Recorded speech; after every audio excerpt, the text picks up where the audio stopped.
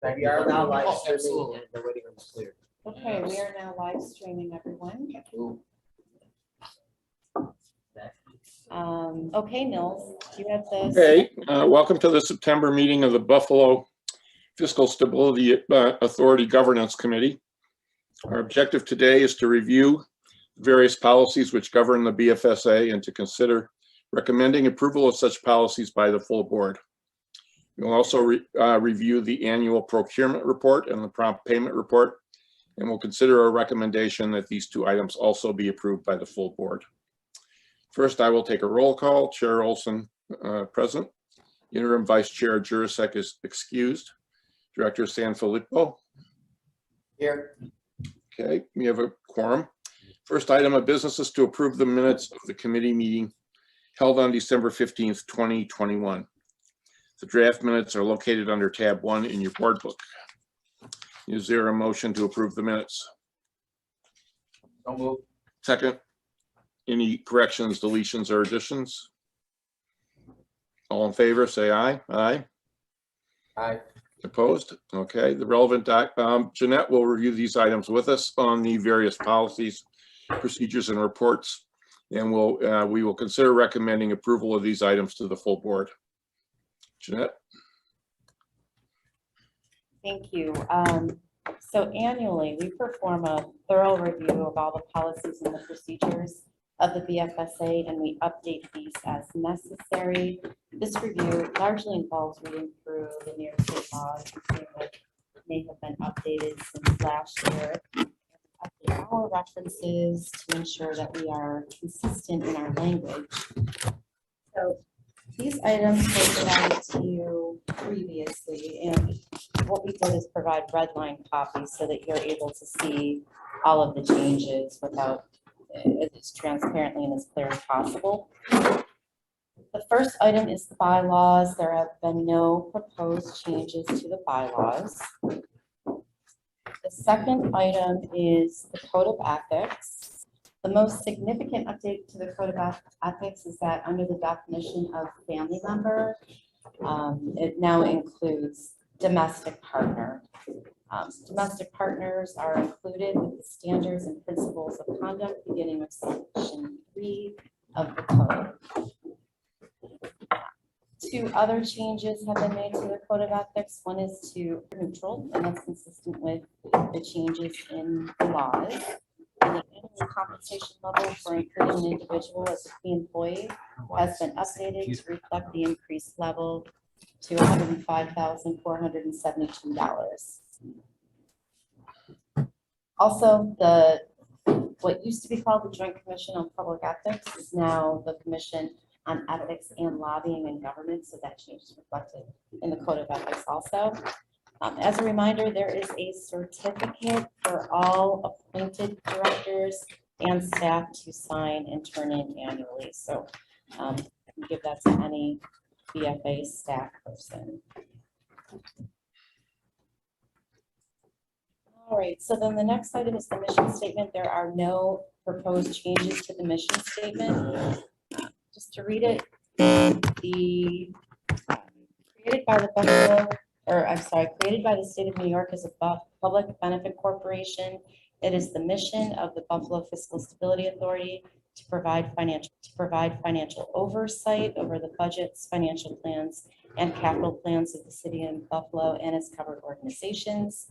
BFSA shall undertake such actions as afforded to it under its enabling legislation as necessary to assure the financial stability of the city and its covered organizations, to preserve the confidence of the investors and bond rating agencies, to uphold essential services to residents, to maintain affordable property taxes, and to protect the economy of both the region and the state as a whole. The next item is the investment guidelines. There's no proposed changes to those this year.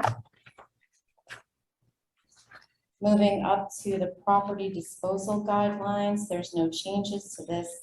As a reminder, BFSA defines personal property as any asset that has a value of $500 or greater, an acquisition value, and a useful life greater than 1 year. The use of discretionary funds policy has been updated to reflect the new per diem rates that were issued by the IRS. Now, the whistleblower policy is largely rewritten from last year. And this is to comply with changes that were made to the New York State Labor Law, Section 740, which expanded the definitions of persons protected from retaliation, and not only includes current employees as it used to, but it now includes former employees and independent contractors. The protections given to whistleblowers are also expanded on and include probably what you would suspect would be included. Suspension would be prohibited, demotion would be prohibited, actions to threaten employment would be prohibited, actions to threaten immigration status and et cetera would be prohibited. The next item is the lobbying policy. This involves contacts from lobbyists and it requires record keeping of such contacts. In the event a contact is made to any director or any staff member, that individual would be required to make a contemporaneous record of such contact and file that with the appointed lobbying officer, who is the controller.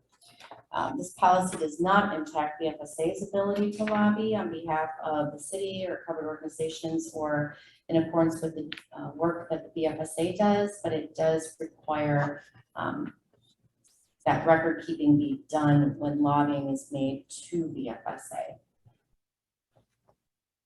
The next item is procurement guidelines. This provides detailed guidance and they are prepared in accordance with the BFSA Act, Section 2879 of Public Authorities Law, Section 104 B2F of New York State General Municipal Law, and Articles 17A and 17B of New York State Executive Law, which is the MWBE and SDVOP OE requirements.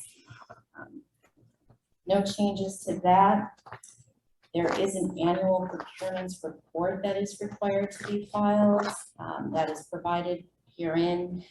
The reporting requirements, New York State Public Authorities Law requires contracts to be reported in excess of 5,000. Our Act requires 25,000.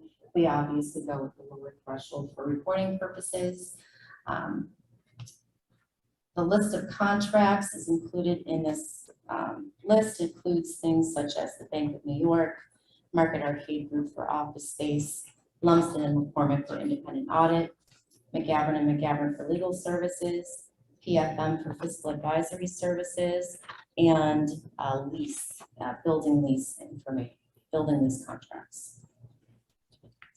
The prompt payment policy is included herein. There's no changes to that. We're required to pay within 30 days. We do have a report on that item. It's an annual report that's required. Ultimately, this reports that there were no late payments made in 21-22 and no interest payments were required to be made. And the final is the conflicts of interest policy. We are requesting this be reaffirmed. There's no changes. This is signed once when a director is appointed to the board, or if any changes were made to it, we would require additional signatures. So that's high-level overview. Any questions? I have a question. Yes. As it relates to permissible investments, Yes. was there legislation passed, whether it was a year ago, relative to commercial paper as a permissible investment? Our investment policy has always permitted that type of an investment, commercial paper, as long as it was highly rated. Right. Is it in? And that might be different for public authorities law versus other. Versus municipal law, because Yes. until that point, I don't think municipalities could do commercial paper, and I didn't know if that was listed. I didn't scour the policy, but I was just asking. No, right.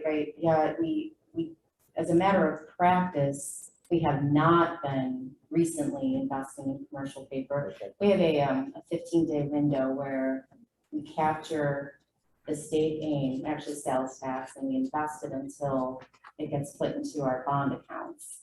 And then that short-term investment, we haven't been putting into commercial paper. The rates just haven't been paying, but we have.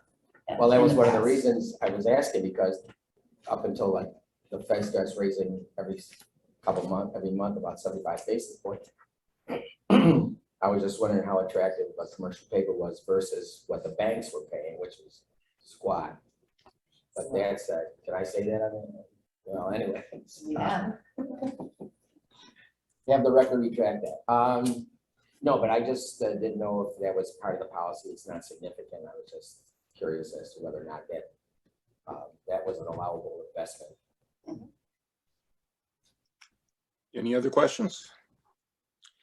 Okay, I'll make a motion to approve all of the discussed procedures that Jeanette discussed. Is there a second? Second. Is that okay, Jeanette? Or you want me to go one by one? Whether or not somebody- No, all together would be fine.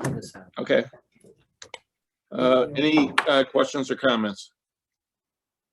All in favor of approving the procedures as amended, say aye. Aye. Aye. Opposed? Okay. Any new business to address? Okay, hearing none, this will conclude the meeting of the Governance Committee of the Buffalo Fiscal Stability Authority. Is there a motion to adjourn? So moved. Second by acclamation. Okay, thank you.